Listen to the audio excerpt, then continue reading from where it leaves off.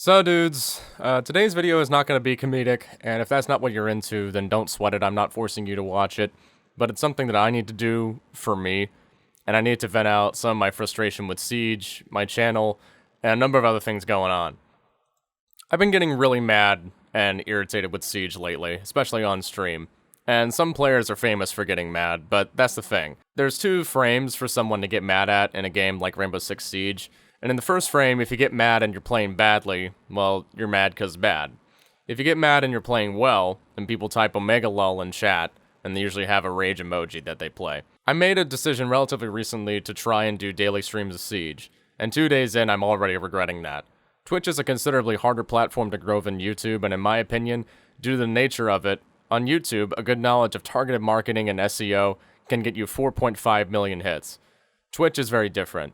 This video of I launched my YouTube career is still my best performing video of all time, but a lot of the info in that video is either dated or wrong.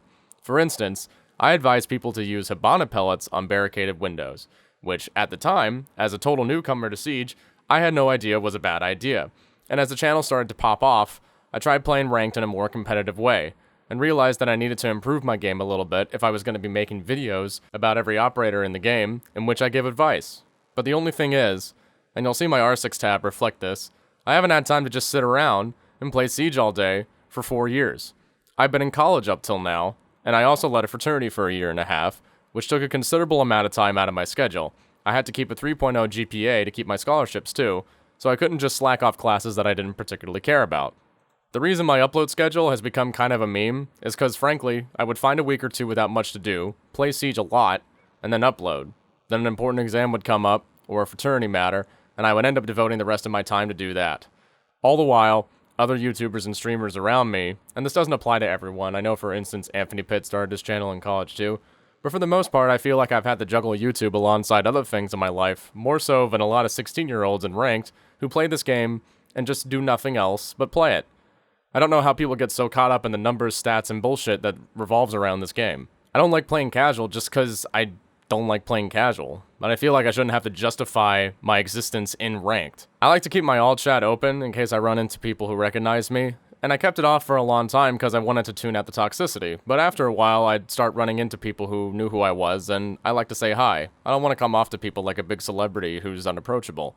I'm just a dude who took good notes in class and busted his ass with the material that he learned.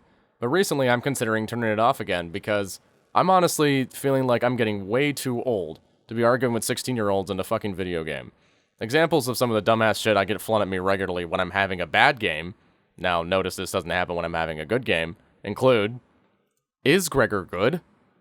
Having a bad day, Gregor? Oh wow, another shit content creator. You shouldn't be giving tips if you're gold. R6 tabbed you, okay, you're trash. Comments like that one really get to me because someone has to literally overlook basic statistics to get to that conclusion. I'm not a fragger.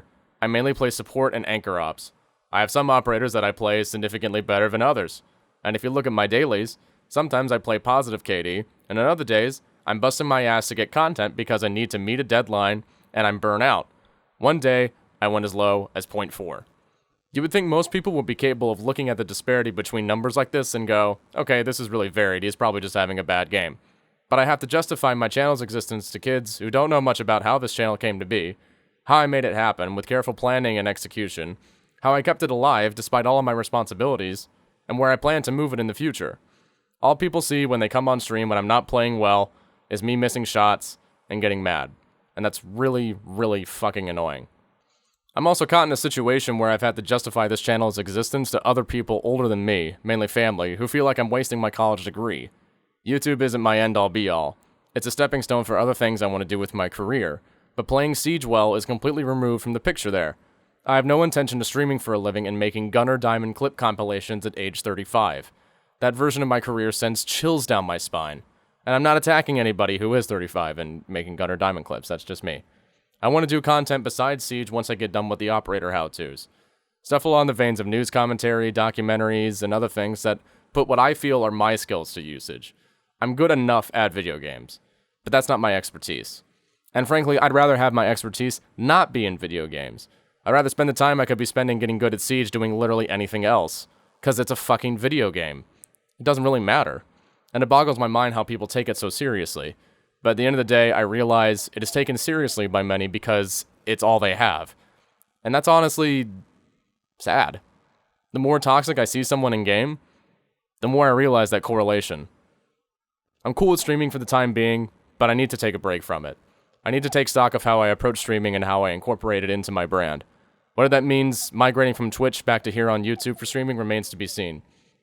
I don't want to cut out people who were generous enough to sub to me on Twitch, and I'm really grateful for all the support you guys have given me. But I need to look at this practically.